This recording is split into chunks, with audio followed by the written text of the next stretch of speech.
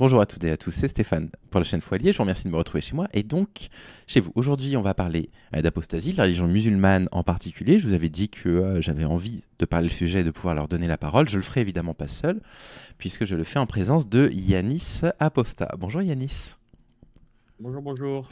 Yanis, est-ce que avant de commencer l'entretien, tu pourrais te présenter, nous parler un petit peu de toi, du rapport que tu as eu avec la religion dans ta vie, du moment où tu as apostasié, de la raison pour laquelle tu as apostasié.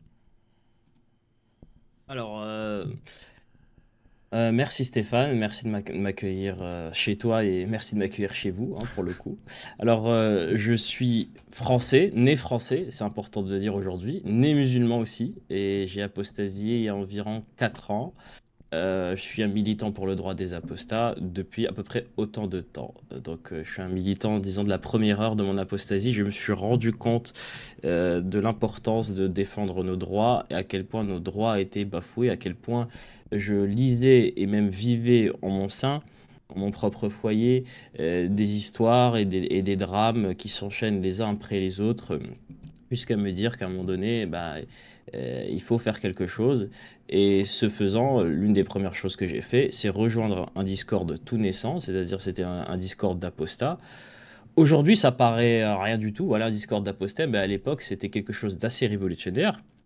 Parce que les apostats étaient assez flippés, alors littéralement, des apostats nous disaient jamais ça va fonctionner, votre idée de Discord 100% apostat, parce que c'était l'idée, c'était de créer un safe place où les gens pourraient parler, s'exprimer, parce que non seulement ils avaient besoin ils avaient des histoires difficiles, mais ils avaient surtout besoin de parler.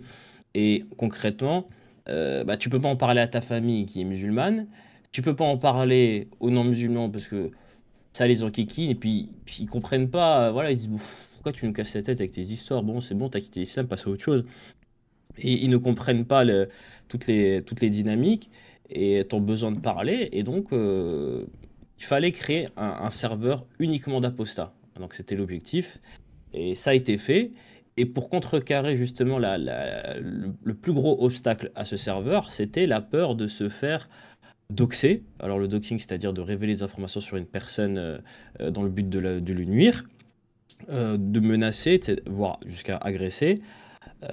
Pour contrecarrer cette peur, j'avais eu, je pense, la brillante idée, parce que j'ai vu que je venais à peine d'apostasier, donc une partie de mon cerveau fonctionnait encore comme un musulman. C'est-à-dire, je sais comment fonctionne un musulman, et donc, pour rentrer dans ce serveur, la première chose qu'on te demande, c'est de faire l'attestation de non-foi, l'attestation d'apostasie. C'est une formule que j'avais inventée, c'est-à-dire que quand tu rentres, tu devais attester que Mohamed n'est pas son messager et qu'Allah n'est pas Dieu. Et alors pourquoi c'est important et pourquoi c'est qu'on supposait qu'il était possible que certains mentent en disant oui, je suis non-musulman, etc. Mais l'attestation de foi, c'est la chose littéralement la plus importante pour un musulman. Et d'après certains hadiths, elle pourrait, en gros, c'est la dernière corde qui te lie au paradis et c'est même la seule et unique et c'est la plus importante. Et donc là, renier officiellement, même dans un but de fourberie, aka takia, guerre stratégique, c'est quand même, il faut quand même, voilà, il faut être assez sûr de soi. Et justement, ça a été le cas parce que ça a marché, ça a fonctionné. On n'a pas eu de problème et j'ai pu moi-même stopper certaines personnes qui voulaient se faire passer pour des apostats alors qu'elles étaient incapables visiblement de... Elles étaient capables de dire qu'il y avait des problèmes en islam, mais au moment donné où il fallait faire cette fameuse attestation d'apostasie, et ben de non-foi, ironiquement, eh bien, elles étaient bloquées. Et donc, bah voilà, j'avais compris qu'elles étaient musulmanes et dont D'accord. Donc deux avant qui même m'ont de commencer carrément le travail de avoué. militantisme d'apostasie, vous aviez déjà cette crainte de doxing, cette crainte de menace, avant même que vous ayez commencé votre travail militant. Je dirais même que c'est le cœur du travail, c'est le pourquoi du militantisme. Donc oui, oui, c'est le moteur, c'est le pourquoi, c'est le comment, et c'est voilà. D'accord, ok. Euh, Il résume tout le militantisme. S'il n'y avait pas ces problèmes-là, je ne serais pas militant. ok. Euh, On va aborder plusieurs questions. Pour ne rien cacher aux gens, on a un premier enregistrement qui malheureusement, on doit lui dire adieu puisque ton ordinateur a décidé de nous quitter en plein milieu du précédent enregistrement. Et donc on disait qu'on allait aborder là ensemble des questions un peu difficiles, des questions même un peu ambiguës, pour ne rien mettre sous le tapis, pour que personne ne puisse dire « Regardez à gauche, vous n'osez pas aborder les questions ». Et donc je te remercie Yanis d'avoir accepté de répondre à certaines questions qui sont des questions compliquées, effectivement, que je t'ai demandé de préparer. Mais je suis assez content qu'on puisse parler de tout ça. Est-ce que tu peux nous dire ce qui t'a poussé à l'apostasie, du coup? Alors, je vais le faire de façon très concise et un résumé qui n'est pas fidèle à mon histoire, mais je dirais que c'est tout simplement l'histoire de l'islam, c'est-à-dire l'histoire de... j'ai compris qu'en fait l'islam était une religion humaine qui avait été construite au fil du temps, à savoir les trois plus grands volets de l'islam, c'est-à-dire le fiqh. Le fiqh, c'est la jurisprudence et le droit islamique. Il est arrivé en dernier. Avant ça, en fait, je paraphrase un savant musulman qui s'appelle, et doctorant aussi, qui s'appelle Yasser Qadi. Il dit, avant l'islam, je l'ai vu comme un beau château, bien complet, voilà, avec de belles formes harmonisées, de belles couleurs. Et au fur et à mesure d'avoir étudié l'histoire, je me suis rendu compte que ce château était fait de plein de briques, et ces briques entre elles, elles étaient de constitution, elles étaient collées par une volonté humaine. C'est-à-dire, donc il y avait le droit qui arrive en dernier. Avant ça, il y avait l'écriture des hadiths, et en premier, l'écriture, le plus important, et c'est ce qui m'a fait apostasier, l'écriture du Coran. J'ai appris avec effroi que le Coran a été écrit après la mort du prophète et que comment dire, et qu'il subsistait plusieurs versions, il y avait des conflits de versions, de variantes, etc. Et pour moi, cette histoire ne peut pas être l'histoire d'un livre divin. Voilà, une personne qui est arrivée sur Terre pour te donner un livre qui meurt sans jamais l'avoir écrit. Ses suivants qui l'écrivent, ses compagnons qui brûlent les variantes concurrentes en utilisant la force, les califes ensuite qui utilisent de la répression contre contre ceux qui récitaient des variantes qui n'étaient pas, entre guillemets, canoniques, qui n'étaient pas validées par le calife. Toute cette histoire, une longue histoire, je ne vais pas détailler, mais toute cette longue histoire m'a donné la certitude que toute ma vie, je me suis trompé. Et ça a mis un coup de grâce D'accord. et pour finir, voilà, de me rendre compte qu'aujourd'hui, il existe des variantes du Coran.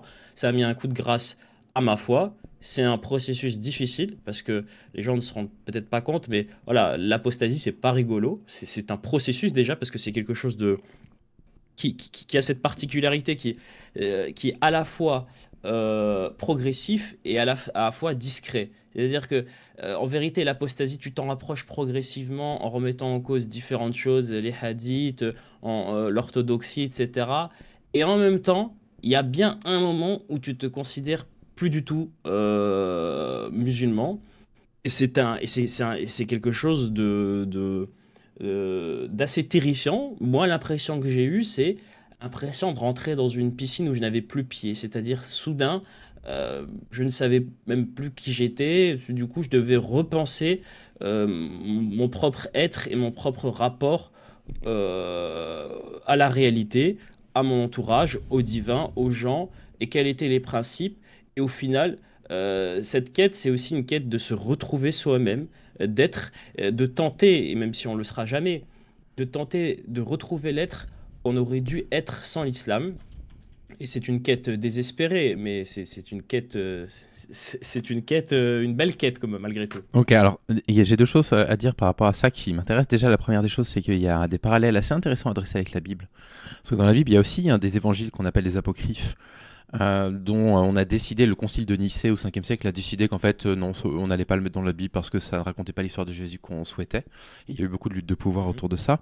Et la deuxième chose qui m'intéresse, c'est que moi j'ai déjà discuté et même reçu des apostats sur la chaîne à plusieurs reprises. Et ce qui est intéressant, c'est que c'est la première fois que j'entends ce trajet-là. C'est-à-dire que la plupart du temps, les apostats avec qui j'avais échangé, que ce soit dans la religion juive ou musulmane, ont commencé leur apostasie parce que la pratique de l'islam ou du judaïsme ne leur convenait plus, tu vois, devenait contraignante. Et toi, c'est pas du tout ce qui s'est passé. C'est-à-dire que toi, t'es passé par une vraie crise de foi. C'est-à-dire que de la même façon que la majorité des religieux ont ce qu'on nous on appelle en français la vérité révélée, c'est-à-dire une sorte de foi, ils se disent ah mais oui, mais je me sens croyant. Toi, tu l'as eu dans l'autre sens. C'est-à-dire que c'est pas la pratique de l'islam qui t'a fait apostasier, c'est le fait que tu te sois dit non, en fait, ça n'est plus cohérent avec ce que j'ai cru, c'est ça? Oui, oui, oui, j'ai cette petite particularité, c'est vrai. J'ai pas apostasié pour Aïcha, malheureusement, voilà, pour essayer de prendre un raccourci rapide.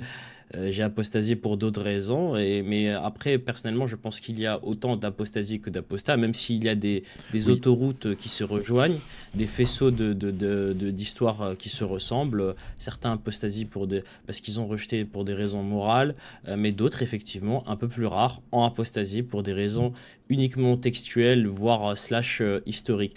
Je te remercie d'avoir mentionné le concile de Nicée, parce que j'ai oublié de dire une chose, c'est que j'étais quand même un musulman un peu différent des autres. Je suis peut-être un peu un apostat différent des autres, mais aussi un musulman un peu différent des autres parce que j'étais ce qu'on appelle un da'waman. C'était que j'étais assez prosélyte.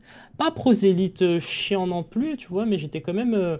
Je voulais convertir des gens et j'étais persuadé que l'islam c'était la vérité et je voulais amener cette vérité aux gens. Et justement, tu me le rappelles, le concile de Nicée, c'était littéralement ce que j'utilisais pour convaincre des chrétiens de leur dire, votre texte ne peut pas être divin parce que des gens qui sont venus après le prophète ont décidé de ce qui était divin ou pas, notamment les apocryphes. Mais je ne pensais pas me tromper autant parce que je ne savais pas que cet argument que j'utilisais contre le christianisme c'était pile poil le même contre Hmm. l'islam. Et en l'occurrence, là, c'était pas le concile de Nicée, c'était, vous pouvez noter pour ceux qui veulent chercher, Ibn Mujahid, 3 siècles après la mort du prophète. C'est lui, il y avait plein de variantes, et il a des dizaines, voire des centaines, peut-être même des milliers, qui a décidé qu'il y aurait que 7 versions du Coran, et quand je dis version, je ne parle pas de traduction, je parle vraiment de version arabe, qui seraient valides. Et toutes les autres devenaient apocryphe. C'est le terme qui m'a fait tilter. D'accord, donc Et là, bah, quand je me suis retrouvé dans les mêmes travers que je critiquais, j'ai été honnête. C'est-à-dire de la même manière que je critiquais les chrétiens là-dessus en disant votre livre il peut pas être divin, des siècles après il évolue, bah j'ai été honnête et j'ai pris mon bardage et je suis parti. ok. Ma question, elle était un peu chargée, sans forcément que ce soit visible, mais donc je viens d'ouvrir la page hein, pour Abu Bakr et Ibn Mujahid pour que les personnes qui souhaiteraient se renseigner un petit peu sur l'histoire.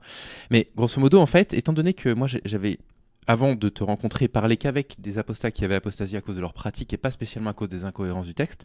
C'est aussi pour ça que j'ai mis une forme de critique sur la façon dont je vois l'apostasie militant sur Internet, à savoir vouloir prouver aux gens qu'il y a des incohérences dans le texte, parce que je suis issu de famille religieuse, très religieuse même, et je vois à quel point, en fait, quand on est croyant, on peut faire preuve d'une extraordinaire mauvaise foi pour justifier les incohérences d'un texte. C'est pour ça que moi j'avais des doutes sur cette méthode en me disant, mais en fait, c'est pas en me montrant des incohérences dans le texte qu'on va convaincre un croyant de ne plus croire. Et d'ailleurs, le mot foi en France, il veut bien dire ce qu'il veut dire. On a la foi, c'est-à-dire qu'en fait, on décide de croire sans preuve.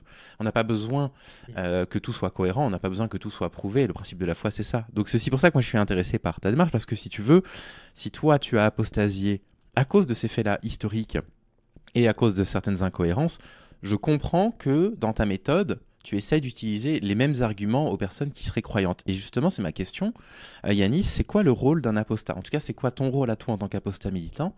Et c'est quoi le rôle des apostats? C'est de déconvertir les musulmans? Alors, première question, c'est quoi le rôle d'un apostat? Rien, absolument rien. D'accord. Tu apostasies, tu n'es forcé de rien. Personne te force à rien et tu es tout simplement libre. On n'est pas une secte. Voilà.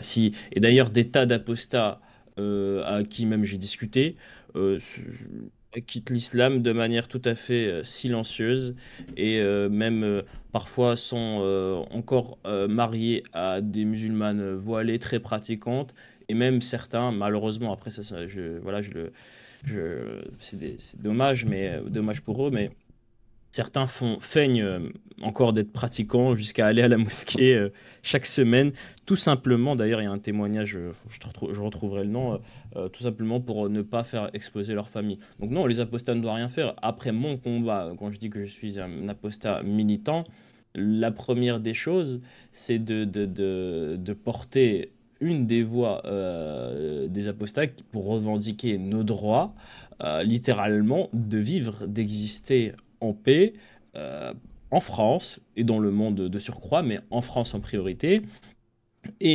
Ça, c'est le premier volet, hein, le premier volet. Et le deuxième volet, mais ce deuxième volet, il a un petit lien avec le premier. C'est la critique de l'islam, ce dont tu faisais référence, et le fait de détricoter les textes et une sorte de prosélytisme. Et pourquoi il a un lien? C'est parce qu'en fait, justement, quand on est musulman et qu'on s'imagine les apostats, on se dit, bah, ce sont juste des gens qui n'étaient, pas pratiquants, qu'on la plupart ne disent même pas musulmans du tout, et qu'en fait, on ne peut pas quitter l'islam.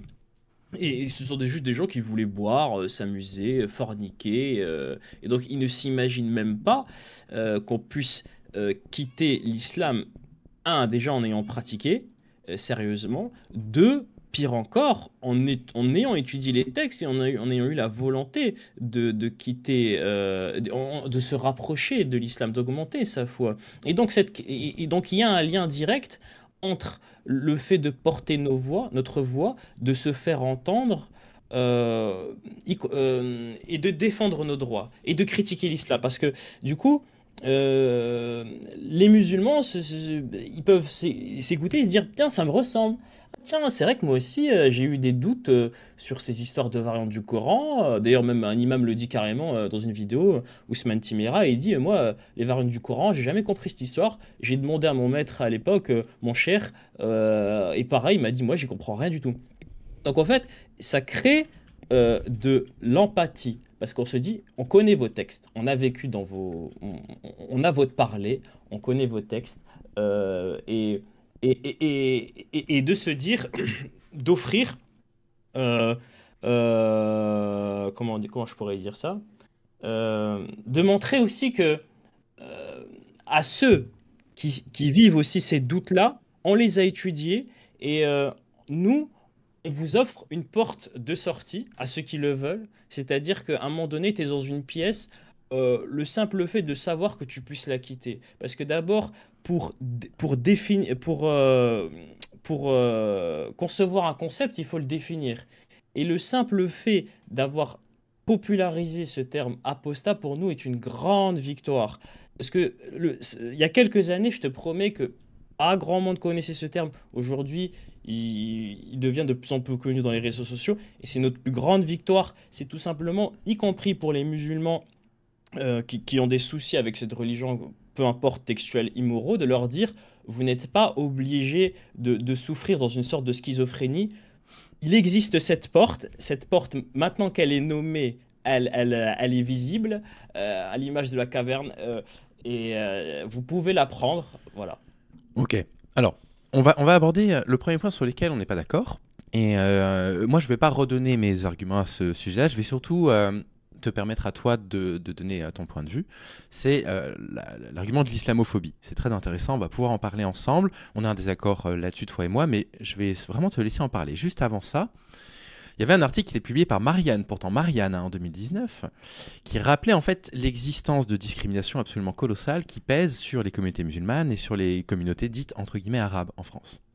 Et donc, moi, l'une des remarques que j'ai, c'est que j'avais au départ, que je tiens toujours d'ailleurs, hein, mais je ne vais pas redévelopper aujourd'hui, c'est de dire aujourd'hui en France, dans ce contexte-là, dans un contexte où à chaque fois qu'un musulman bouge un petit doigt, on va demander à la totalité de la communauté musulmane de dire que c'est pas en son nom, comme si on en doutait, dans un contexte où il faut envoyer 4 à 5 fois plus de CV pour obtenir un emploi, avec une discrimination pour trouver un logement. Arriver sur Internet en tenant un discours contre l'islam, on parlera après des récupérations de gauche et d'extrême droite, ça pourrait être perçu comme une forme d'islamophobie. Et en fait, là où on a un désaccord, toi et moi, c'est que pour toi, le terme islamophobie, c'est un terme qui est un terme assez risqué, c'est ça, voire dévoyé. Et moi, j'ai toujours présenté mes arguments pour expliquer pourquoi l'islamophobie existait. Et je pense que ce serait intéressant que sur cette chaîne, il y ait une personne qui a été concerné par ce fait-là, qui puisse nous expliquer pourquoi, d'après toi, le terme est un peu galvaudé, voire dangereux. Ok. D'accord. Bah, là, vraiment, on entre fort là, les mains dans le, dans le Il faut cambouis. y aller. Il va Je falloir te qu'on parle de remercie. ça, il va falloir qu'on parle de sexisme, de la Ah LGBT-phobie, bah il va oui, falloir moi qu'on c'est, aborde je, ces je- sujets, ouais. Ah oui, oui, oui. Alors juste une petite chose juste un petit truc avant de se lancer dans ce sujet, j'ai oublié de dire une chose. Oui. Ceux qui veulent mon témoignage d'apostat justement de manière très complète, 3 heures hein, pour le coup, vous tapez Yanis Apostat témoignage et normalement vous devrez le trouver sur la chaîne. C'est pas sur ma chaîne personnelle parce que vu que je l'avais déjà posté ailleurs, j'en trouvais pas l'intérêt de la reposter chez moi. Et c'est voilà, et j'ai un témoignage pour ceux qui veulent entendre mon histoire. Et voilà, ça dure 3 heures. Bon, ceux De qui toute sont façon, motivés, allez-y. j'ai Et trouvé le justement, lien et tout sera dans la description de la vidéo, Yanis, t'inquiète pas. Là, je partage le lien. Donc, témoignage je excuse-moi, Yanis te Apostat remercie. 1 sur 2, ce sera dans la description de la vidéo pour les personnes qui s'intéressent à ça. Voilà, je partage ton excitation de parler des choses où on diverge, mais je veux juste mentionner une dernière chose, si tu le permets, c'est que juste Bonjour et dans bienvenue cette sur... histoire de l'apostasie, dans cette histoire de l'apostasie 2.0, pour aller vite, on a créé ce Discord, ce fut une réussite. Ensuite, on voulait on s'est rendu compte qu'il y avait vraiment une grande détresse dans les communautés apostates de France, vraiment des histoires déchirantes. Et du coup, le deuxième projet auquel on s'est hâté, c'est justement les témoignages. Et on a créé justement cette chaîne Témoignages ex-musulmans à plusieurs. Moi, Soleiman, Apostat Kafir, d'autres. Et du coup, c'était justement. On a commencé, on s'est adressé qu'aux apostats. C'est un peu à l'image de ce que je t'ai dit pour mon militantisme. Tout ça ne concernait que les apostats, et c'était des témoignages d'apostats. Et ensuite, dans un second temps, on avait des conversations passionnantes et même des débats, notamment sur ce dont on va parler, la gauche, la droite, etc. Et on s'est dit à un moment donné, ah c'est dommage, bon là il y a un débat, on est à 10-15 sur nos Discord, d'autres auraient aimé l'écouter.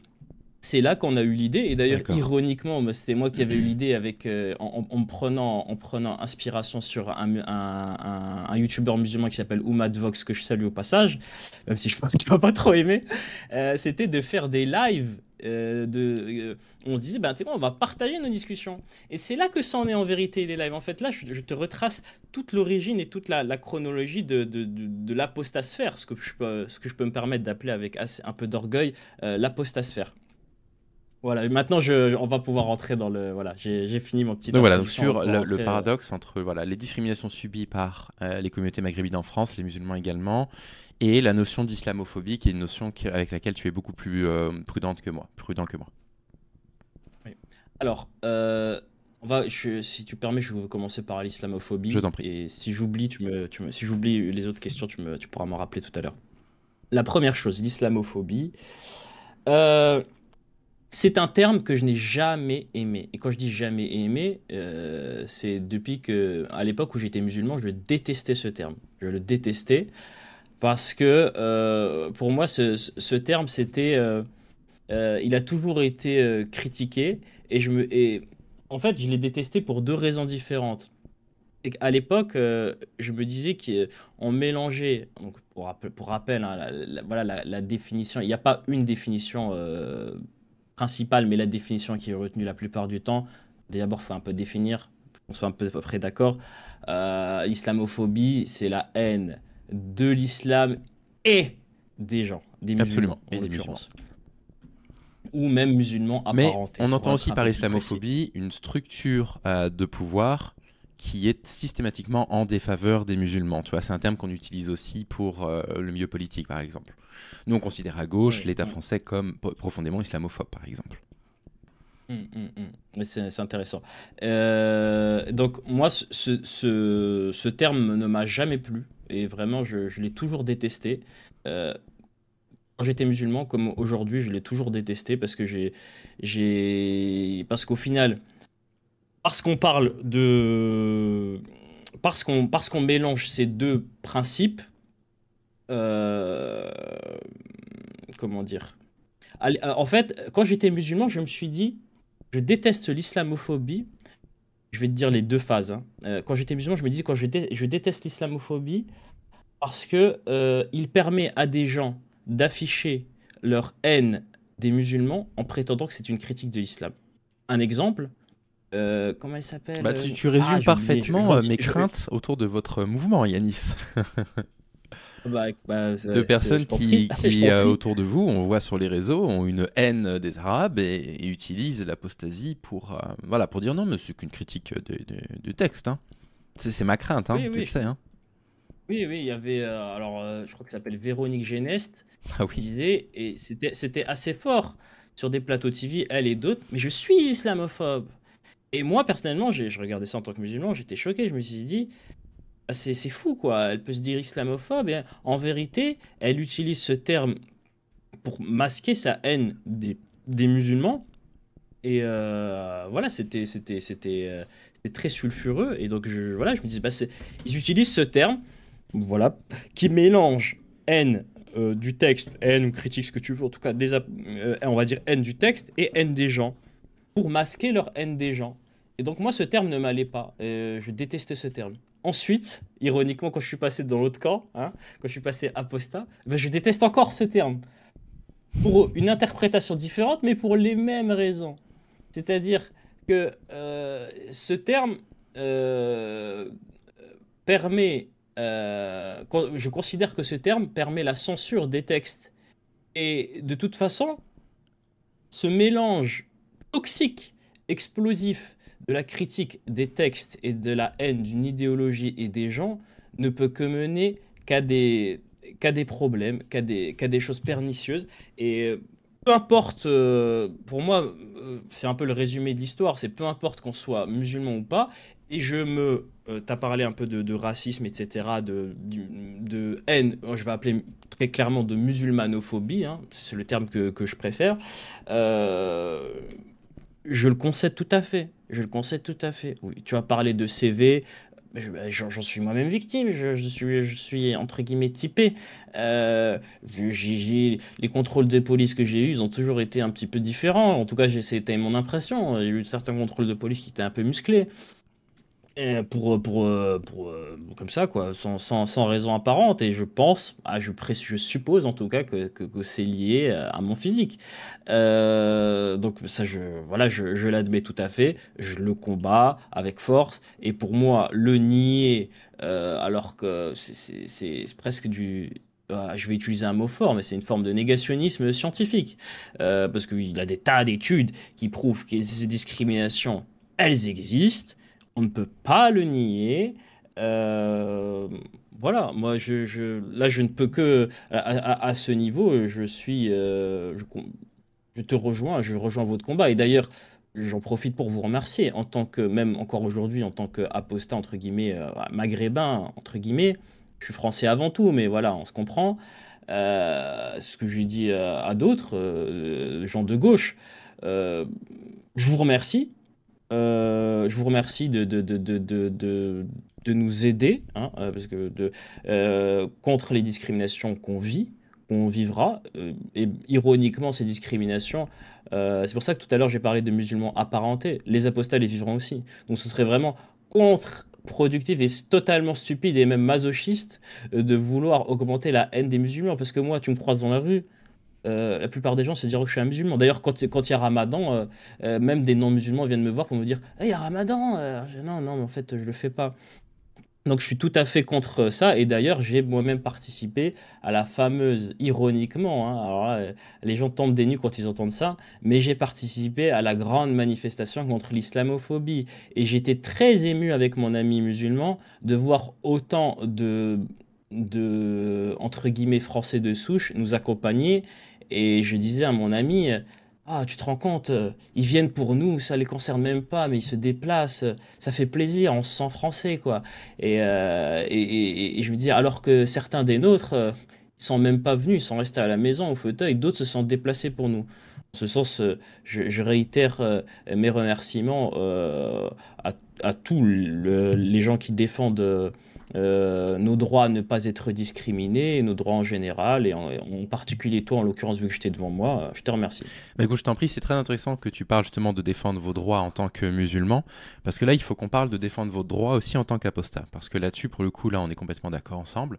Je veux juste faire un mea culpa c'est très important que je le fasse maintenant et que je me corrige. Attention, l'amendement voté par le Sénat pour protéger les apostats, il a bien été voté, mais par contre, il a été rejeté. Voilà, regardez tout en haut à droite de l'article, c'est tout petit, on voit bien ici que ça a été rejeté. Donc il n'existe pas actuellement dans la loi française de loi qui protège les apostats. Est-ce que c'est nécessaire? Est-ce que ce serait nécessaire qu'il y ait une loi qui vous protège? Est-ce que vous subissez des menaces de mort, Yanis? C'est une question rhétorique, bien sûr, j'ai déjà la réponse, mais c'est pour l'émission. Et si oui, est-ce qu'il y a des exemples dont tu voudrais nous parler et qu'on pourrait montrer aux gens qui nous regardent? C'est quoi la réalité du coup des apostats de la région musulmane en ce moment? Hmm. Bonne question. Alors, de par mon statut d'administrateur du Discord et le fait d'accueillir les gens, j'ai cette particularité que j'ai pu discuter avec des centaines, et que je pèse mes mots, des centaines d'apostats. Donc j'ai pu entendre différentes histoires. Sans doute, je fais partie des gens qui ont entendu le plus d'histoires de France, quoi, littéralement. Et du coup, les histoires, c'est des menaces d'agression, des menaces de kidnapping, et ça, c'est vraiment dans les cas les plus graves, même si c'est les plus rares, et fort heureusement. Des menaces de mort, des menaces de kidnapping, notamment, j'ai parlé à pas mal d'apostats d'origine tchétchène, et on nous disait vraiment que justement la haine des apostats en Tchétchénie et les stratégies anti-apostats et anti-homosexuels s'exportaient ou s'importaient, ça dépend comment on le voit, en France. Donc en fait, il y a une sorte d'équipe de soldats anti-apostats qui les traquent sur des groupes Facebook. Et du coup, de tous les apostats que j'ai vus, les apostats tchétchènes sont les plus méfiants. Et c'était les plus difficiles à convaincre de rentrer sur ce Discord. Euh, et donc, dans les cas les plus graves, ce sont des menaces physiques, des menaces de mort.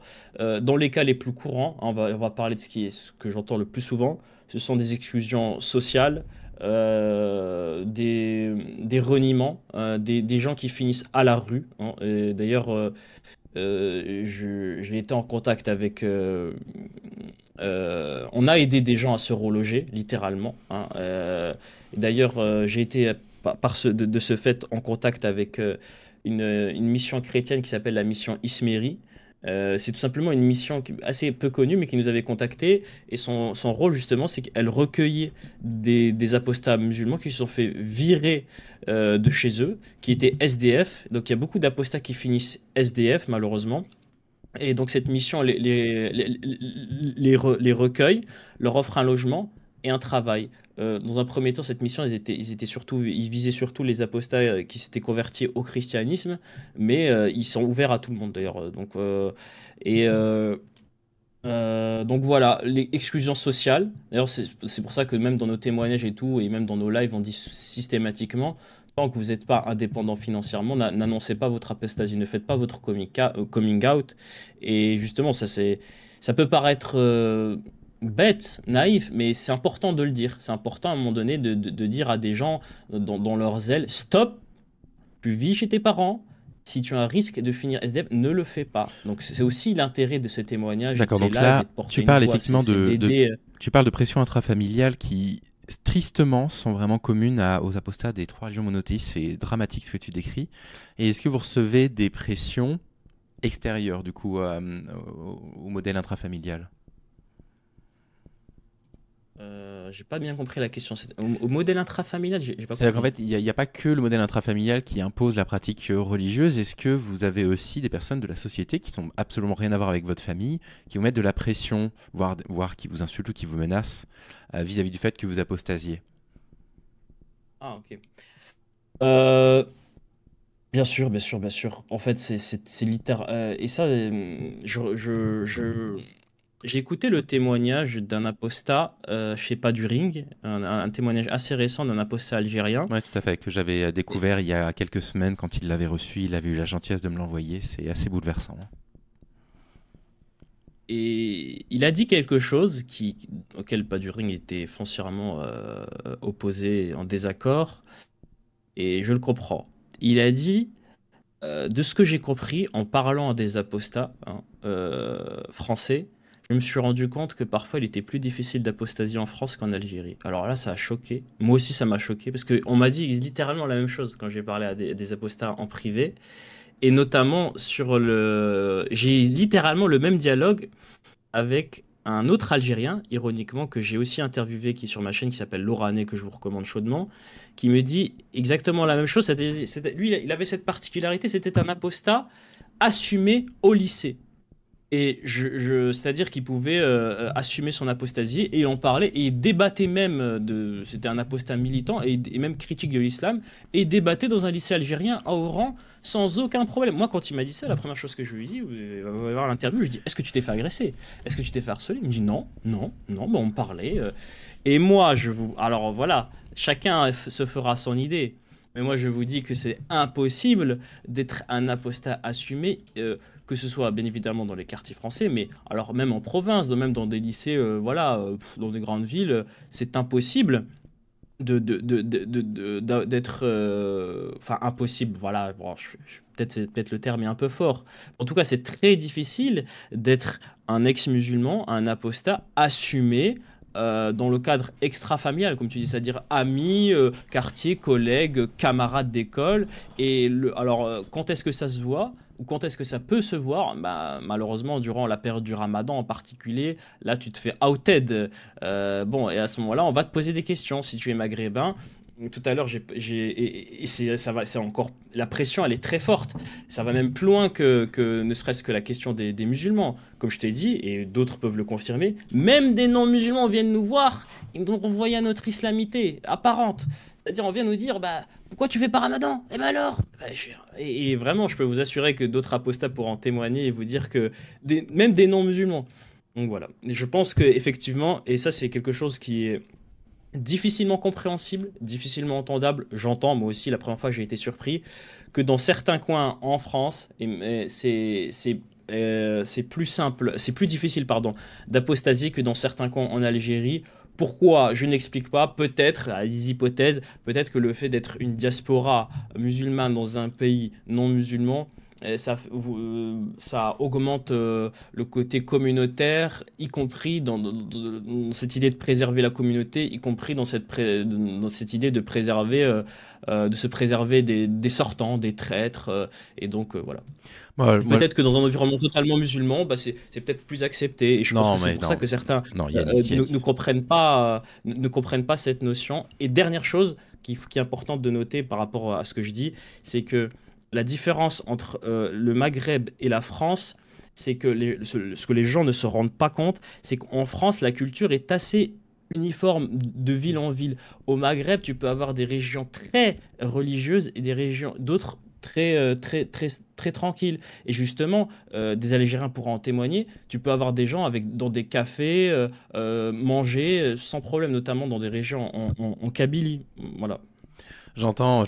Bon, maintenant, en 2020, la constitution algérienne a supprimé de sa propre constitution le fait que on était libre de pouvoir apostasier, donc la constitution ne les protège pas. Moi, j'ai reçu aussi des témoignages d'apostats en Algérie qui, exactement comme avec Paduring, sont obligés de parler doucement pour pas être entendus et qui nous disent que là-bas, ils risquent beaucoup. On a des témoignages aussi de personnes qui ont été emprisonnées parce qu'ils ont bu de l'eau pendant le Ramadan. Donc, si tu veux, moi, je veux bien qu'il y ait des choses à dénoncer en France sur ce que vous subissez, mais dire que c'est plus difficile d'apostasier en France qu'en Algérie, écoute, moi ça va à l'encontre de tous les témoignages que j'ai reçus récemment et des textes de loi. Maintenant, le fait est qu'il y a un truc dont il faut qu'on parle, est-ce que tu m'autorises à montrer les messages, c'est que les personnes qui s'en prennent... Juste avant, avant de passer à ça, je veux juste dire une chose. Quand tu dis, moi, ça va à l'encontre de tous les témoignages que j'ai reçus, justement, si tu écoutes bien ce que j'ai dit, j'ai mentionné justement, pas mon propos, un témoignage qui n'est même pas de ma chaîne YouTube, d'un Algérien qui confirme ce que je dis, qui dit, oui. Moi, j'ai cette impression, effectivement... Mais qui parle de sa chambre... Attention, pas dans tous les cas, je parle pas, et vraiment, voilà, il faut être précis. Là, je ne fais que rapporter le témoignage de Lorané et le témoignage j'ai oublié le nom, mais je ne sais même pas s'il avait un nom, qui a témoigné, je sais pas, Durine. Donc ce sont eux qui ont dit ça. Et j'entends donc, Yanis. Ces témoignages, tu les as reçus aussi. J'entends Yanis, mais il dit ça en faisant des vocaux courts parce que dès que sa mère remonte proche de sa chambre, il est obligé de couper par peur. Il fait ça en disant que personne ne le sait. Donc bon, si tu veux, il a beau dire les mots, c'est plus facile d'apostasier ici. Le fait est que vous apostasiez sur YouTube et que lui est dans sa chambre à envoyer des vocaux, à baisser sa voix pour pas qu'on connaisse sa voix, en ne donnant pas son prénom et en suppliant que sa mère l'entende pas. Donc, tu vois, enfin, je veux dire, oui, Mais d'accord. ça, c'est tout à fait courant, hein. J'ai fait beaucoup de témoignages et j'ai participé à aider à beaucoup c'est tout à fait courant. Et c'est d'ailleurs, nous, on a eu énormément de mal à avoir des témoignages parce que peut-être tu as l'impression que les gens témoignent facilement, mais déjà, l'une des premières personnes qui a fait des témoignages, c'est Momo et je le salue au passage. Il a commencé de manière assez discrète de son coin sur des podcasts et il a galéré à trouver des témoignages. Il le dit dans un de ses podcasts, 25% de ces témoignages environ sautent parce que les personnes qui ont témoigné, qu'il a réussi à convaincre de témoigner, beaucoup annulent. Après avoir témoigné, après que ça a été diffusé, demandent que ce soit retiré pour des raisons de sécurité. Nous, on ne prend pas des témoignages facilement. Mais je D'ailleurs, dirais même l'inverse, parmi hein. les premiers témoignages qu'on a eus, il y a des témoignages où on était obligé de modifier la voix. On a testé, on a tâti, on s'est rendu compte que finalement, les voix modifiées, c'était trop compliqué parce que c'était inaudible. Mais je peux te dire que cette scène où des gens parlent et te disent je peux pas, etc., c'est difficile pour moi de témoigner, c'est tout à fait courant en France. J'entends. Alors, justement, bon, allez, rentrons dans le vif du sujet. De toute façon, le but n'est pas qu'on se mette d'accord sur, sur ces choses-là. Tu m'as envoyé, est-ce que je peux les montrer, des messages à l'encontre de Vivi Aposta, entre autres, qui sont des messages hallucinants de violence. Et j'aimerais qu'on puisse en parler, justement. J'aimerais que tu puisses t'exprimer sur ce genre de messages que tu reçois peut-être ou que d'autres reçoivent. Est-ce que je peux les montrer? Tu m'y autorises? Bien sûr, je t'encourage. Le premier, donc, c'est un compte qui dit à Vivi Aposta, donc je le montre là en même temps au public: n'oublie pas Samuel Paty, il a été tué pour moins que ça, et n'oublie pas qu'on peut retrouver son adresse. Il demande si c'est une menace, c'est évidemment une menace. Il répond: je te mets juste en garde et crois-moi, les égorgements c'est vraiment douloureux, tu verras ta vie défiler pendant que tu agonises, c'est horrible. Et un message privé qui a été envoyé je ne sais pas à qui, mais peu importe, par un compte qui s'appelle Hitler Bébé, félicitations, qui dit carrément: on va t'égorger, bientôt on va retrouver ton adresse, nanana. Bon, ça c'est hallucinant. Yanis, moi j'ai beau avoir des retenues vis-à-vis de plein de choses, des craintes par rapport à ton mouvement sur les récupérations politiques, on en parlera après, ça c'est intolérable. Et ça, moi je ne laisse aucune place à ça, et je m'en fous que ces messages-là aient été envoyés par des musulmans ou non en fait. Ces gens-là doivent être sanctionnés parce qu'on ne peut pas les tolérer dans une démocratie, on ne peut pas les tolérer en République. C'est des trucs courants que vous recevez, peut-être pas à ce niveau de violence, mais les intimidations comme ça, les menaces, les violences. Oui, j'ai connaissance littéralement de groupes qui ont été formés dans l'unique but de nous porter préjudice. Alors tout à l'heure j'ai parlé des Tchétchènes et d'importation de techniques, et donc ils utilisent des techniques particulières et ils se forment en groupe. On en a entendu parler un petit peu, voilà, de manière un peu ouverte sur TikTok et sur YouTube, d'une soi-disant brigade anti-blasphème qui se rejoignent. Ils font quoi? Ils utilisent différentes méthodes et c'est des choses qui ont été utilisées et fait ses preuves pour traquer les apostats et même, je pense, on retrouve ça, je pense, notamment même pour les homosexuels. On utilise de la menace directe, hein, voilà, pour créer la peur, du doxing. Et pour utiliser le doxing, c'est quoi? C'est des techniques, ils utilisent des programmes où on peut, avec très peu d'informations, remonter à toi. Et donc pour pouvoir te faire pression et te faire abandonner, du doxing et du signalement massif. Et donc il existe des groupes dédiés à la lutte contre les apostats. Ok. Et je sais que, voilà, je sais C'est pas acceptable. C'est par pas info acceptable. sûre qu'il existe des groupes français. Voilà, et moi-même j'en ai été victime, oui, moi aussi j'ai reçu des menaces. Ah oui, le dernier volet, le volet hacking. C'est-à-dire que dans ces groupes, donc il y a un volet signalement massif, un volet doxing, c'est-à-dire qu'ils recherchent des informations, ils utilisent, attention, hein, tiens-toi bien, et je t'en parlerai peut-être en privé, mais ils utilisent des logiciels, tu vas sur Internet, tu mets ton visage, et on va retrouver toutes les photos de toi. Et là-dessus, on va essayer de croiser, ils vont faire un travail d'enquête pour retrouver des informations sur toi, et ensuite faire pression pour te dire: maintenant, si tu continues à publier des choses, eh ben, voilà. Et donc, voilà. Nombreux sont les chaînes apostates en France et ailleurs qui ont été supprimées suite à cela. C'est-à-dire qu'il y a eu pression, on a dit: on t'a retrouvé, maintenant tu fermes tout, tu supprimes et ciao. Ouais, Et donc, malheureusement. le volet signalement massif, hein, de faire sauter en utilisant la modération, voilà, sur YouTube et plein d'autres endroits, c'est pas des humains, c'est principalement des robots. Donc quand t'as des centaines de signalements qui arrivent pour incitation à la haine ou autre, et ben, le compte il risque de Oui, bien sauter. sûr. Et donc voilà, il y a tout. C'est des méthodes qu'on connaît tous et toutes les militants progressistes, hein. Malheureusement, c'est Oui, catastrophique. oui. Ouais, je pense, oui. En France, alors, deux choses à mettre en parallèle. C'est que ce que tu m'avais expliqué, c'est qu'il existe dans le Coran des textes qui justifient les menaces contre les apostats, mais paradoxalement, il y aurait une charte des imams en France dont tu m'as parlé qui appellerait à ne pas le faire. Est-ce qu'on peut parler de ces deux choses déjà? Est-ce qu'effectivement dans le Coran, il y a des hadiths peut-être ou des sourates qui leur donnent une justification pour agresser les apostats? Pas d'accord. Je pense que le Coran ne contient. Alors, je vais peut-être surprendre et prendre à rebours, y compris les miens, mais je pense que le Coran ne condamne pas à mort les apostats. Au contraire, et si tu me permets de faire la recherche, parce que là, je m'y attendais pas, celle-ci. Ah, voilà. Alors, je vais citer, hein, Sourate 4. En fait, souvent, ce qui est cité, c'est la Sourate 4, versets 89 et 90. Et par cela, je veux montrer que le Coran est assez ouvert à l'apostasie et assez tolérant. Et même au blasphème. Alors voilà, c'est un peu la petite surprise, la petite surprise Yanis. Donc, Sourate 4, verset 89, voilà pour ceux qui veulent la ref. Ne prenez donc pas d'alliés parmi eux jusqu'à ce qu'ils émigrent dans le sentier d'Allah, mais s'ils tournent le dos, attention, s'ils tournent le dos, saisissez-les alors et tuez-les où que vous les trouviez. Ne preniez parmi eux ni alliés ni secours. Stop, on s'arrête là. La plupart du temps, c'est ce verset qui est utilisé pour justifier le crime, la peine de mort contre les apostats. Et il est utilisé par les apostats eux-mêmes, et personnellement je le déplore, mais je leur en veux pas, parce qu'il est avant tout utilisé par les exégèses. En l'occurrence, un exégèse, c'est quelqu'un qui explique le texte.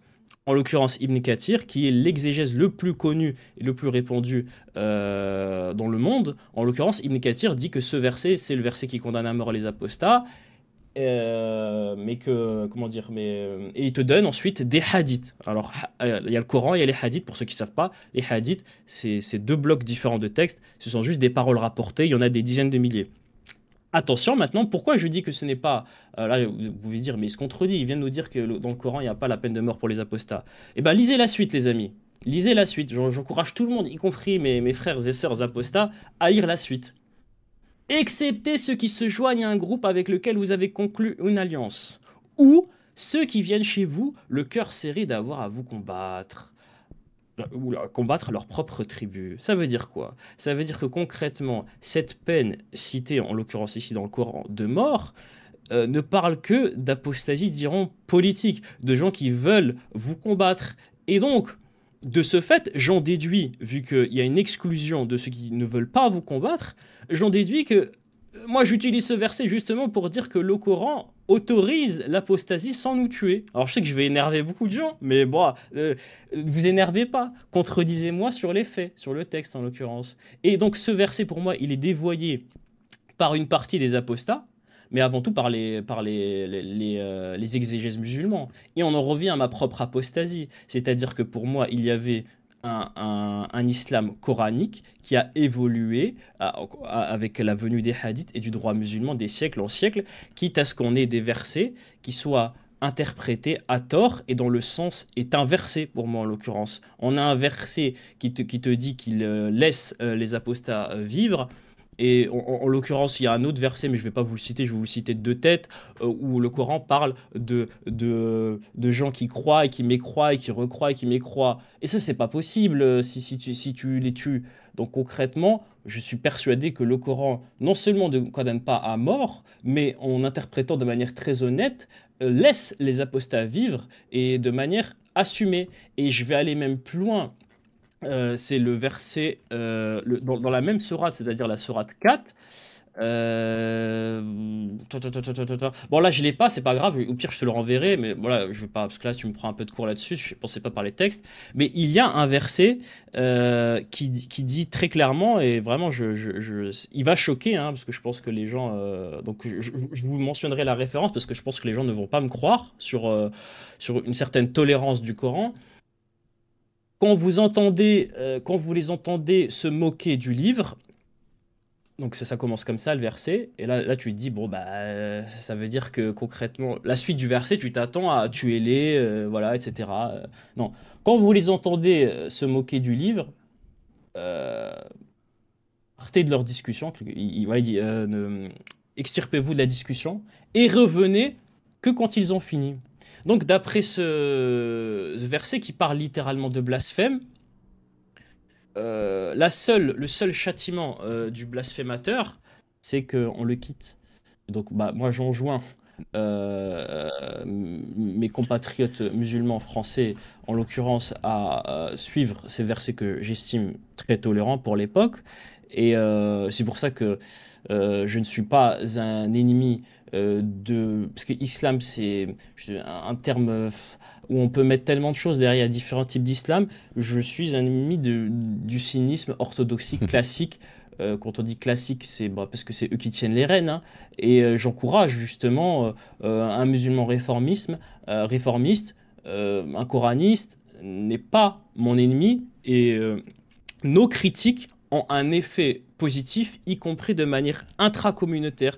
C'est-à-dire que il y a des gens qui les écoutent et qui se disent, ben justement, il y a la naissance du mouvement coraniste. Ce sont un mouvement réformiste qui consiste à rejeter les hadiths qui sont postérieurs, 2 siècles après, et garder uniquement les versets du Coran et en font une interprétation libre de droit, hein, libre comme on a vu Ibn Kathir qui transforme un verset tolérant en verset intolérant et qui, la plupart du temps, les interprète de manière très humaniste. Mais tu m'as paradoxalement envoyé du site internet islamqa.info une sourate 217 dans laquelle on peut lire quand même le Très-Haut dit « Et ceux qui parmi vous abjureront leur religion et mourront infidèles, vaines seront pour eux leurs actions dans la vie immédiate et la vie future. Voilà les gens du feu, ils y demeureront éternellement. » Et puis derrière, c'est commenté de la façon suivante.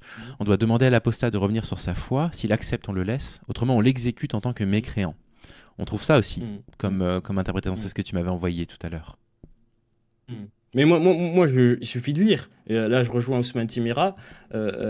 Arrêtez d'interpréter, lisez. Bon, en l'occurrence, ce verset, il prévoit l'enfer aux apostats, mais il ne parle pas de les tuer dans le monde présent. Oui, bon, vos actions seront vaines, vous irez en enfer.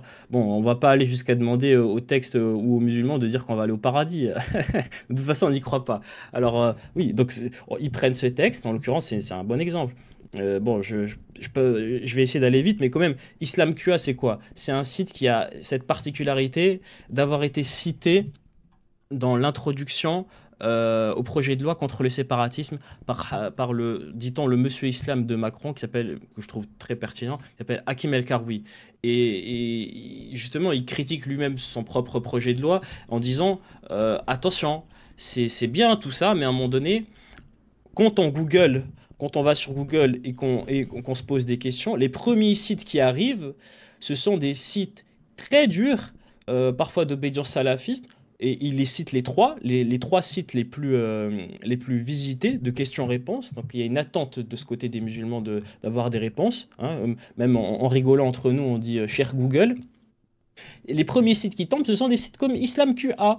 Et lui-même dit, ce n'est pas normal que quand un musulman français se pose des questions sur l'islam, la première chose qu'il trouve, ce sont des sites dirigés du Qatar, d'Arabie Saoudite, qui te donnent une vision islamique ultra intolérante. Et donc il explique, et même en donnant son projet de loi, en le critiquant dès le début, dans l'introduction, en disant ça ne suffit pas, il faut aussi faire quelque chose sur Internet, de mettre comment ça se fait que les sites les plus violents sont mis en avant. Donc ce site est cité, et ce site en l'occurrence, je ne sais pas si tu l'affiches, parce qu'en l'occurrence je ne vois pas ce qui s'affiche, déclare il y a consensus, il faut tuer les apostats. Pour moi, c'est intolérable que ce site apparaisse dans les premiers sur Google, et même Ouais. c'est intolérable que ce site apparaisse tout court. Entièrement d'accord. Ouais. Je vais un peu être un petit peu provocateur, mais pas tant. Pour moi, il faut réellement parler d'apostaphobie, et en l'occurrence, c'est assez clair, l'apostaphobie, c'est littéralement la haine des gens, point, c'est tout. Vous pouvez nous critiquer, vous pouvez critiquer ce que vous voulez, l'idéologie, mais quand on tombe sur un site, je suis outré. Et quand on va à la FNAC et qu'on trouve des textes qui nous condamnent à mort, je suis outré. J'entends il y a aussi le principe de liberté religieuse. Et c'est là toute la question, c'est là tout le débat. Comment jauger entre liberté religieuse et Non, mais liberté religieuse, textes qui appellent à la mort? ça veut aussi dire l'inverse. Hein. Liberté religieuse, ça veut aussi dire liberté de non-religion. Hein. Donc vous avez autant de droits à ne plus pratiquer votre religion et à militer pour que les musulmans ont de droits pour la Exactement. pratiquer. À mettre en parallèle quand même la position des imams en France sur la question de l'apostasie. Tu m'avais parlé d'une charte. Ah, bah, exactement, c'était la plus belle transition. Justement, il y a eu une évolution, à mon goût, des pouvoirs politiques, de cette prise de conscience de... Attention, peut-être qu'on a trop laissé libre cours à l'intolérance religieuse et à l'apostaphobie, à l'homophobie, etc., dans les textes, et dans des justifications trop dures, dans des discours aussi, parce que, vous savez, comme tu as l'habitude de le dire, voilà, dans l'Ancien Testament, il y a aussi des textes homophobes, etc. Bien sûr, le crime de sodomie, quand par exemple, enfin, c'est un truc qu'on trouve dans voilà, l'Ancien et le Nouveau voilà, il y a Testament. plein de, voilà, c'est pas propre en l'occurrence à l'islam, mais la particularité, c'est que, disons qu'ils sont un peu plus vivants et moins contextualisés. À l'imam de trouver le moyen, s'il le peut, hein, de contextualiser ces textes, de les expliquer. Certains le font très bien.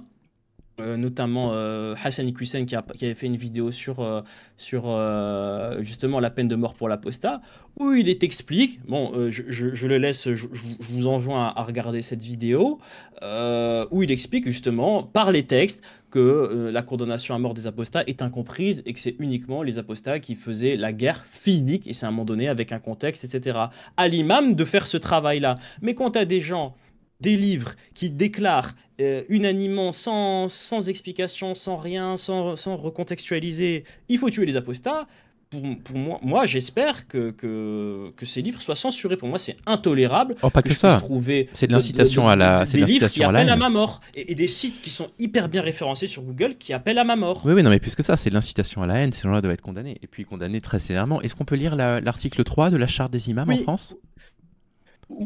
oui, justement, parce qu'il y a une évolution du côté politique, Ouais. et bon, on sait très bien hein, que la charte des imams, c'est pas, elle vient pas, en l'occurrence des imams, elle vient d'en haut. Là, c'est un secret pour personne. Elle a été imposée, et en l'occurrence, elle contient un article. Donc, la charte des imams, c'est une sorte de, de vraie fausse laïcité, de manière un peu de détourner la laïcité, sans l'assumer. C'est-à-dire d'imposer un discours religieux et justement, de mémoire, c'est Darmanin qui l'explique. Il dit, la charte nous permet, c'est très simple, elle va nous permettre de différencier ceux qui sont avec nous et ceux qui sont contre nous. Concrètement, il le dit hein, de manière très honnête, si vous ne signez pas cette charte, nous, on allons user de tous les moyens possible. On vous force pas à la signer, on peut pas le faire, il y a la laïcité. Mais si vous le faites pas, on va utiliser tous les moyens possibles pour vous mettre des bâtons dans les roues, supprimer des subventions comme la mosquée de Strasbourg pour une fédération turque qui n'a pas signé justement la charte. Elle a perdu une subvention d'une énorme somme, je sais plus, peut-être 1 million.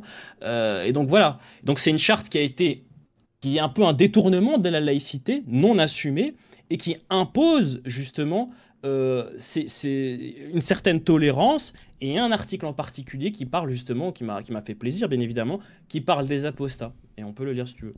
Si tu veux le lire ou tu veux que je le lise?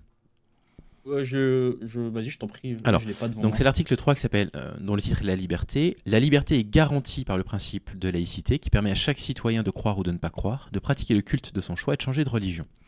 Ainsi, les signataires s'engagent à ne pas criminaliser un renoncement à l'islam, ni à le qualifier d'apostasie. Rida, c'est le terme que vous utilisez en arabe? Oui. D'accord? Encore moins de stigmatiser ou d'appeler de manière directe ou indirecte à attenter à l'intégrité physique ou morale de celles ou ceux qui renoncent à une religion. J'y vois quand même un paradoxe, c'est que dans ce cas-là, il aurait fallu que le Sénat vote la loi pour vous protéger, mais peu importe. Cela traduit un respect de toutes les opinions et de toutes les expressions admises par la loi, et surtout un principe républicain essentiel, la liberté de conscience. Dieu a donné aux hommes la liberté de choisir leur voie et leurs convictions à l'abri de toute contrainte. Et là, il cite justement le Coran, donc verset 2, 256, nulle contrainte dans la religion. Et on a fait une expression de sa volonté, il recite le Coran, verset 10, 99, si ton Seigneur l'avait voulu, tous ceux qui sont sur la terre auraient cru. Est-ce donc à toi de contraindre les gens à croire? Le prosélytisme abusif, oppressant les consciences, est contraire à la liberté de la raison et du cœur qui caractérise la dignité de l'homme.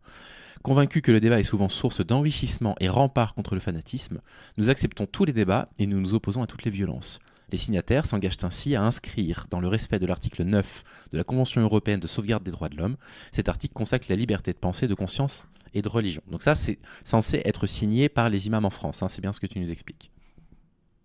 Par une partie, ceux qui ont signé, il y en a beaucoup il y a des fédérations qui ont refusé de le signer. Ça a été mis au forceps. Il y en a certains, je crois, il y a 3 fédérations qui ont mis plus d'un an à signer parce que bah voilà, ils étaient face à des contraintes, à une oppression très assumée, hein. Par exemple, on va te faire mettre en établissement parce que pour des raisons sécuritaires, mais c'est très assumé que c'est pas ça la vraie raison. Ok. On parle des deux Et, questions... Oui, alors, je t'en prie. la particularité de cet article, c'est qu'il va même plus loin que ce que j'aurais pu attendre. C'est que non seulement, bien évidemment, il interdit tout discours oppressif vis-à-vis des apostats, mais ça va même plus loin, il interdit de les nommer. Et ça, c'est important. C'est-à-dire que, parce qu'en fait, on va dire la culture islamique, les règles de droit islamique sunnite, elles sont tellement chargées que le simple fait de nommer, vous savez, le terme murtad ou rida, murtad ça veut dire apostat, et ben tu n'as même pas le droit de le nommer, parce qu'en fait cette chose c'est tellement chargé en violence, hein, parce que ça fait quand même des siècles que nous autres apostats, dans les pays musulmans, nous sommes muselés, tués, et même encore aujourd'hui, hein, dans certains pays, ils le sont toujours, que là, ça va même plus loin. C'est-à-dire, vous avez même pas le droit de parler d'apostasie. N'en parlez pas. Parce qu'en fait, c'est comme c'est comme une surmesure pour empêcher que ça dégénère. Vous avez même pas le droit de les nommer.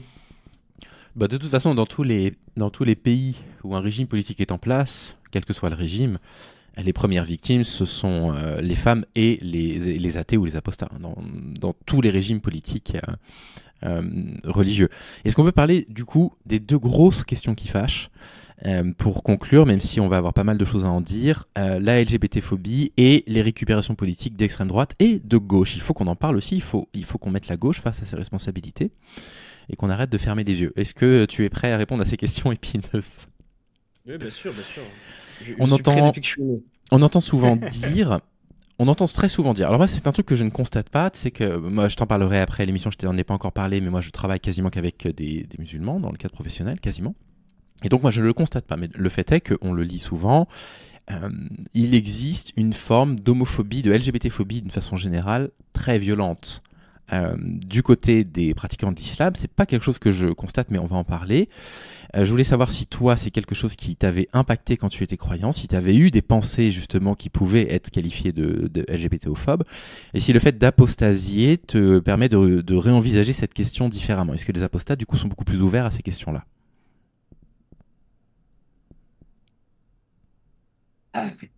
Je... je vais te répondre de manière très rapide et très succincte. Prends ton Oui, temps, hein, c'est oui, intéressant. oui, j'étais entre guillemets plus homophobe. J'étais pas non plus. J'avais un ami que je pensais être homosexuel, mais enfin un ami. Ouais, c'était pas. Moi, j'en se voyais assez souvent et je le détestais pas, mais pour moi, j'avais pas la haine quand j'étais musulman. C'est-à-dire, je considérais comme une perversion l'homosexualité. Je considérais que c'était, mais plus dans le sens, ouais, c'est une victime, voilà, euh, c'est un dégénéré, malgré lui, il va se faire du mal malgré lui, il va subir des tourments dans la vie d'ici-bas comme dans l'au-delà. Mais clairement, je voyais ça comme une perversion, et clairement, depuis que j'ai apostasié, Voilà, j'ai évolué et effectivement, voilà, un peu homophobe à ce niveau. Et oui, c'est évident. Mais pour moi, parler de ça, c'est un petit peu. Alors, désolé, mais il faut qu'on parle. Avant de dire ça, euh, il faut parler on en revient rapidement à l'islamophobie. J'ai fait une vidéo sur la haine et il y a quelque chose d'important à dire. Et c'est un peu à double tranchant. Critiquer l'islam, c'est bon, bien évidemment, pour moi c'est un droit, etc. Et c'est un droit récent, en l'occurrence, y compris pour les musulmans, parce que même eux et même les savants, c'est tout nouveau pour d'avoir des gens qui critiquent ouvertement, qui caricaturent, qui ne prennent pas de pincettes. Et donc je suis héritier, malgré moi, d'une génération d'apostats qui a été persécutée. Et pour la première fois, on peut l'ouvrir. Et c'est pour ça qu'on le fait avec entrain. Mais j'ai écouté quand même avec attention ceux qui utilisent le terme islamophobie, même si je le critique. J'ai fait une vidéo sur le sujet où je traitais justement je critiquais la vidéo de Guillaume Florence.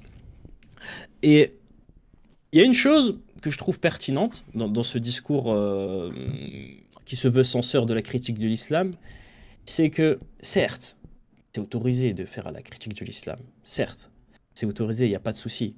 Ce doit l'être et ça le sera toujours. Mais à l'image du droit musulman, il y a des choses qui sont légales, mais qui sont détestables.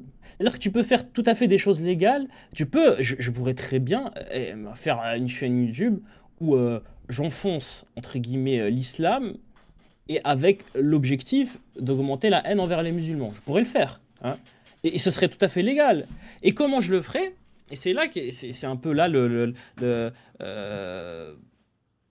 pour moi, hein, je pense l'intelligence qu'on doit avoir dans la critique de l'islam, parce qu'on ne le fait pas dans un univers clos. On le fait, comme tu l'as dit, en France, dans une situation où les musulmans sont discriminés, où nous-mêmes nous sommes victimes de cette discrimination, vu que nous sommes des musulmans apparentés. Et donc, j'aimerais, hein, j'ai la prétention de le faire, je garde en tête de le faire en se disant, j'aimerais bien ne pas augmenter la haine contre les gens. Et le problème, quand tu fais critique des textes du Coran, tout le monde s'en fout. Allez, ok, on va oublier cette critique-là. Maintenant, on va parler de la critique morale. La critique morale, là, ça devient épineux. Parce qu'en fait, bien, quand on critique des problèmes d'ordre moral, et là vraiment il faut le faire avec intelligence. Et là en l'occurrence je rejoins certains, en l'occurrence Guillaume Florence, qu'il faut pas essentialiser les musulmans. Et justement, je ne veux pas le faire là. Je veux pas vous dire, bon, moi, voilà, c'était le cas, donc les musulmans sont homophobes. Et il faut faire attention. Il faut faire attention pour moi. Et là, c'est là qu'on marche sur des œufs. Et c'est pour ça que là, je tiens à le dire, et qu'il faut pas essentialiser les musulmans. C'est-à-dire, il y a les textes, et c'est un peu hypocrite de dire qu'il n'y a pas de lien entre les textes et les gens. C'est un peu hypocrite. Il y a un lien, donc, mais à nous d'être intelligents et de faire en sorte que nos auditeurs comprennent que ce lien, déjà, il n'est pas systématique. En l'occurrence, par rapport à un exemple tout bête, la pédophilie en islam que les apostats critiquent du matin au soir. Je le dis et je le répète, les musulmans français, même maghrébins, ne sont pas pédophiles. Au contraire, ils sont farouchement liés, opposés à la pédophilie. Ils le sont farouchement. Et c'est justement pour ça qu'on en parle. Parce qu'on le sait. Parce qu'on sait qu'ils détestent la pédophilie. Et donc, en leur disant, bah, c'est dans ton texte. C'est dans tel verset, Coran 65.4, il y a le hadith, etc. Et donc, ça, c'est un premier point. Maintenant, quand on parle, en l'occurrence là, d'homophobie,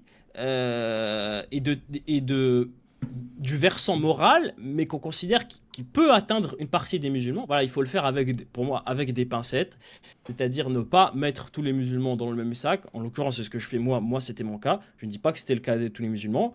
Et pour justement être intelligent, faire une critique intelligente, comprendre que je ne vis pas dans un univers clos et que mes critiques peuvent avoir un effet néfaste contre mes compatriotes musulmans, mais même contre moi-même, parce que moi-même je suis un musulman apparenté de toute façon, sociologiquement, ce que tu veux, physiquement, moi tu me croises dans la rue, tu te dis je suis un musulman.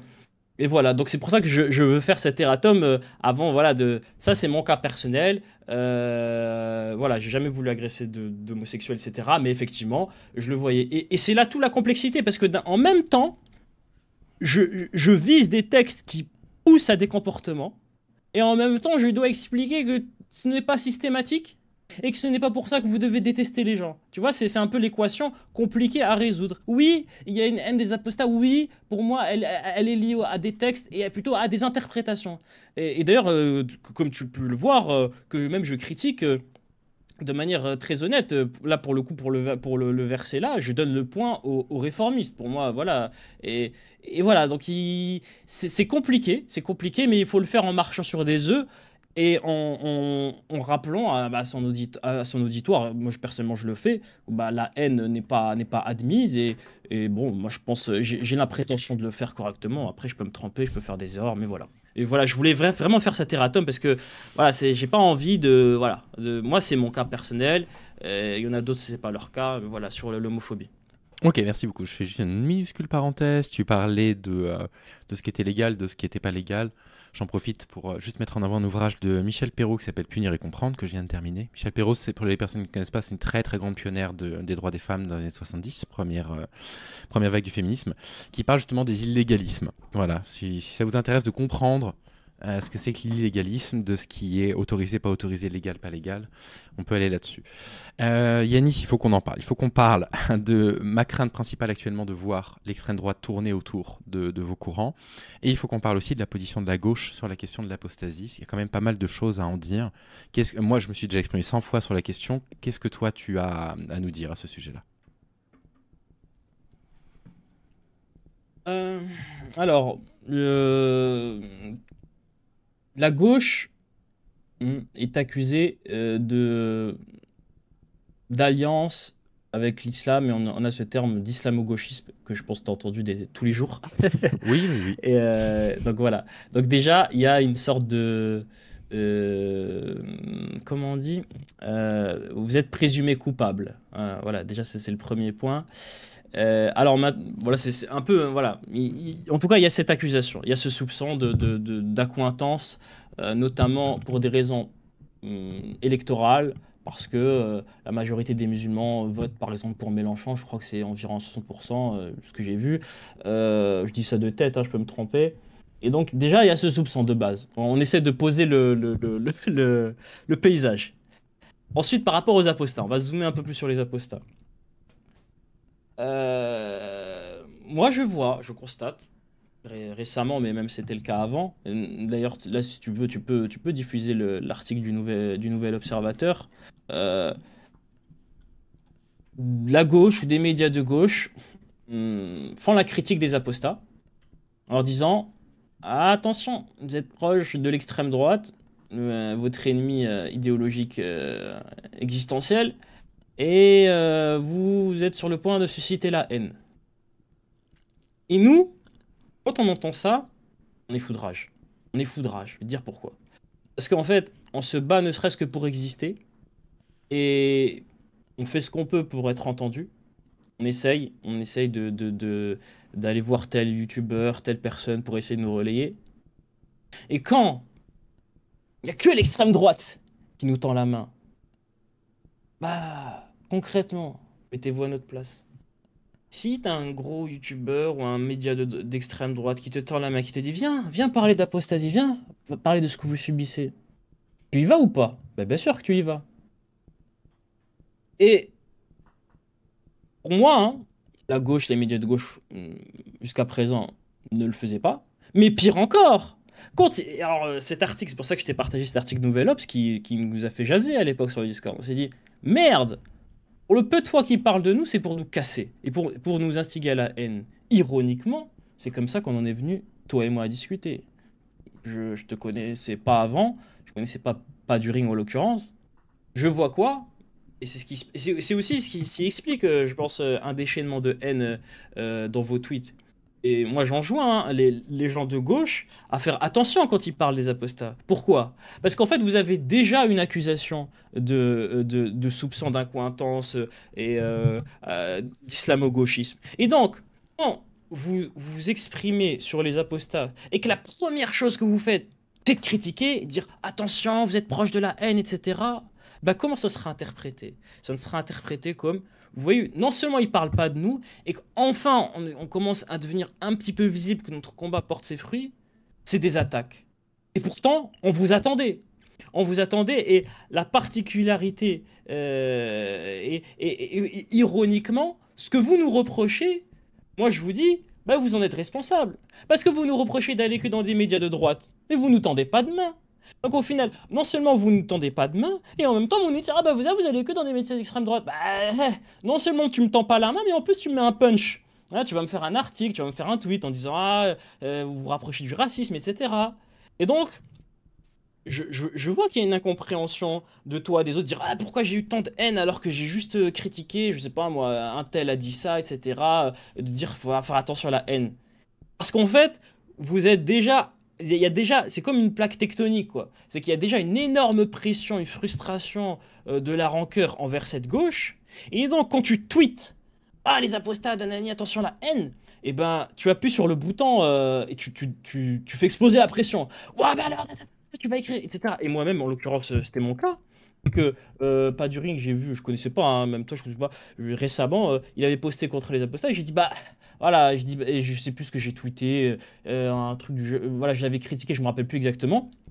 Et après, au final, il est venu parler en privé, etc.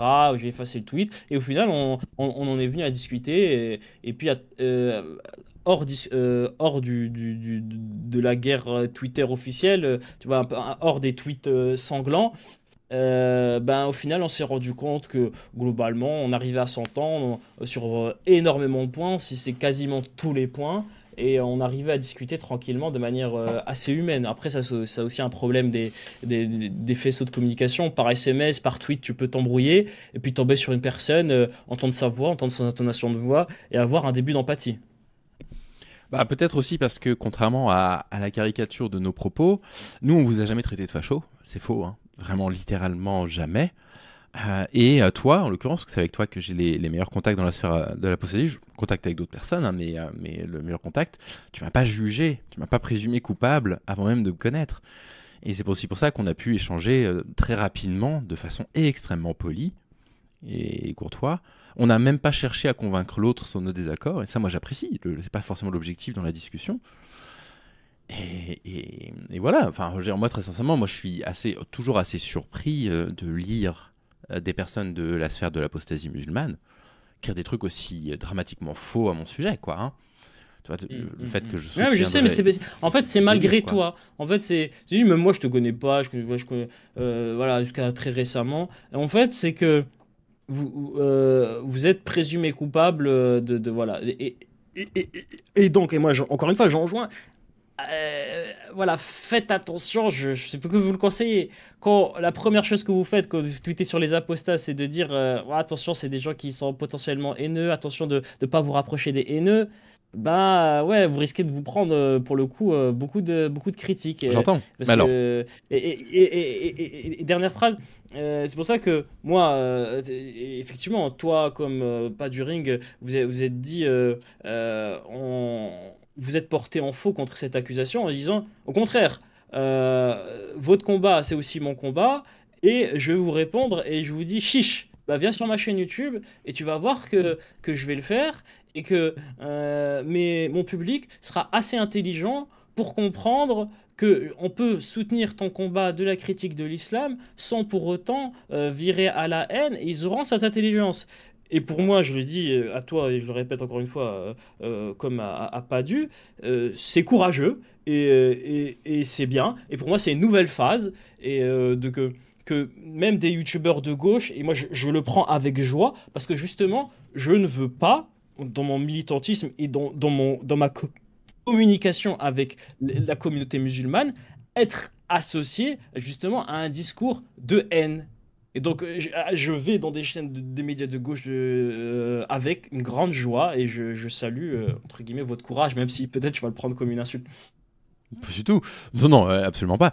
Par contre, du coup, faisons du coup la critique inverse. C'est-à-dire que si dans votre courant, vous continuez à valider des propos identitaires incroyablement racistes parce que c'est juste les gens qui vous soutiennent et que vous nous traitez d'islamo-gauchistes, je veux dire, il ne faut pas non plus être surpris que de l'extérieur, quand on en parle entre courants de gauche, nous, on vous perçoit, je te l'ai dit en privé, je vais te le dire en public, comme un courant qui s'est ultra radicalisé et qui assume en fait, finalement, l'accointance avec l'extrême droite, puisque c'est littéralement les propos de certains d'entre vous. Donc, nous traiter d'islamo-gauchistes, enfin, je veux dire, ça n'a pas de sens. Tout ça pour dire, oui, mais vous nous traitez de fachos. Bah non, c'est pas vrai. Pour le coup, ni Padurin ni moi n'avaient dit que vous étiez des fachos, c'est pas vrai. Par contre, on est un peu choqué que certaines personnes soutiennent des propos identitaires assez dangereux, quoi. Donc, je pense qu'il faut simplement qu'on fasse preuve de tolérance et d'ouverture les uns envers les autres et d'empathie. Parce que votre lutte contre les radicalismes, c'est notre lutte contre les radicalismes aussi. C'est une évidence, quoi. On ne le fait pas de la même façon, on ne s'adresse pas au même radicalisme à l'évidence, mais nos luttes, elles sont conjointes. Hein. Elles sont complètement conjointes. Pour le coup, on est frères dans ces luttes-là contre les radicalismes en France. Oui, oui. Oui, bien sûr, bien sûr. Et même dans la lutte contre le racisme, en l'occurrence. Mais il y a une petite chose que j'aimerais dire, c'est que, tu sais, dans ce fameux Discord d'Aposta, d'ailleurs qui existe toujours, hein, qui a été filé à d'autres gens, je te mettrai le lien pour ceux qui veulent, enfin, pour les apostats en l'occurrence, c'est que pour les apostats, sait-on jamais si t'en as. Les apostats, c'est pas un groupe uni, c'est pas un groupe Évidemment, uniforme. mais je sais bien. Mais nous non plus à gauche, on n'est pas un groupe uni, Yanis. Ah, mais encore, vous êtes unis déjà quand même par quand même pas mal d'idées. Mais nous, notre seul point en commun, c'est justement la désunion de l'islam. Mais il y a des apostats d'extrême droite, il y a des apostats d'extrême gauche. Pour une raison, je pense, assez explicable, on entend surtout ceux d'extrême droite parler. Et peut-être que ceux de gauche, serait peut-être temps qu'ils parlent, qu'ils ouvrent un peu plus et qu'ils arrêtent cette sorte de pudeur. Et au final, on a l'impression, enfin, voilà, tu peux avoir l'impression que les apostats, ce sont que des gens d'extrême droite. Pas du tout. Moi, je l'ai pas, cette impression. J'encourage ceux de gauche à l'ouvrir. Voilà.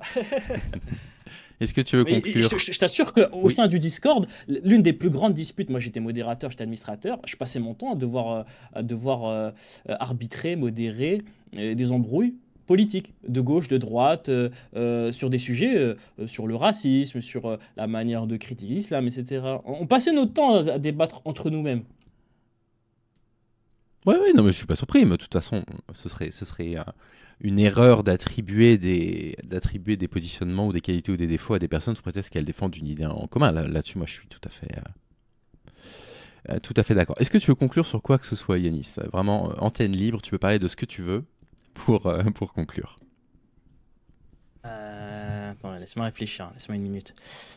Quel message je voudrais passer à ton public pour conclure? Je suis heureux, je suis content. Le travail porte ses fruits. Et, je suis très content d'être sur cette chaîne de gauche. Parce que pour moi, c'est une nouvelle étape. Et c'est comme un peu. Le mouvement Aposta est un mouvement balbutiant.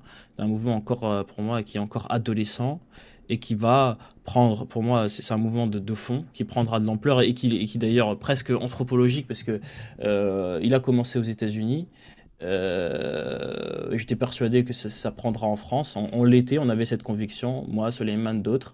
Et aujourd'hui, ça nous donne raison. On commence à exister. On est fier que ce terme apostat aujourd'hui n'est plus un terme t'as plus besoin de regarder le dico pour comprendre ce que c'est, à quoi il fait référence. On est content. Et pour moi, aujourd'hui, je suis très content que des youtubeurs de gauche osent prendre la parole parce que, effectivement, ce serait une erreur politique de laisser le combat de l'apostasie d'être silencieux là-dessus, parce que ça renforcerait les accusations. Et ironiquement, les gens d'extrême droite disent, bah regarde, moi je suis pas raciste, je suis avec Mahmoud, il est à côté de moi, Mahmoud l'apostat. Et donc c'est bien la preuve que je suis pas raciste. Et toi, c'est bien la preuve que ton combat c'est pas contre le racisme, parce que non seulement tu parles pas de Mahmoud mon ami, mais en plus tu vas le critiquer. Et donc c'est assez rigolo j'ai l'impression que, tu vois, du coup, le cas Aposta, dans ce combat qui vous oppose entre la gauche et l'extrême droite, c'est comme, c'est un combat stratégique, tu vois, c'est comme une colline, quoi. Parce que il est utilisé, il peut être utilisé dans les deux côtés. Et encore une fois, moi, je trouve que c'est intelligent et courageux d'ouvrir ta chaîne comme tu l'as fait et comme d'autres l'ont fait et de donner, justement, de retirer la parole, l'exclusivité de l'extrême droite sur ce sujet. Néanmoins, je tiens à dire que euh, ça reste, moi personnellement, ça reste pour moi un combat apolitique. Dans le sens où, je m'explique, bien évidemment qu'on, voilà, sur une phrase ou une autre, tu peux dire, ah bah il a dit ça, du coup, ce serait plutôt, voilà, de gauche ou de droite. Voilà, on peut. Mais moi, de base, mon mouvement, c'est pour le droit des apostats. Enfin, que tu sois de gauche, de droite ou même d'extrême droite, c'est pas mon problème. Ça, c'est un autre problème. Et tu peux aller dans mon sens, etc. La seule chose que personnellement je ne tolère pas, que ce soit dans les commentaires, abonnés ou ceux qui peuvent me suivre ou apprécier mon travail, c'est la haine raciale ou la haine tout court des personnes. Voilà, comme je l'ai dit, je mets un point d'orgue là-dessus. Et le reste, c'est pas mon problème. Alors, moi, je reste et il doit le rester. Et on ne doit pas se diviser, dire ah, la gauche, des apostats de gauche, des apostats de droite. On est avant tout apostats. À un moment donné, on subit des choses. Et je suis très heureux que ce mouvement arrive à une sorte de. Pour moi, on est à la phase de l'adolescence. Hein. Avant, il était inexistant. Hein, on était un peu peut-être dans la phase de l'enfance, de l'adolescence. Et pour moi, ce n'est qu'une étape. Et voilà, vive le meilleur, vive l'empathie et vive la France. Et, Et même l'humanité. Allez, voilà. Et courage pour votre combat et n'hésite pas à faire appel à moi si nécessaire. Je te remercie beaucoup et de m'avoir invité sur ta chaîne et je remercie pour ceux qui nous ont écoutés jusqu'à présent. Eh bien écoute, merci beaucoup Yanis, j'espère que en tout cas l'entretien vous a plu, n'hésitez pas à échanger avec nous dans les commentaires de la vidéo, en étant bienvenue bien évidemment, et je vous souhaite de prendre soin de vous, je vous dis à très vite, salut.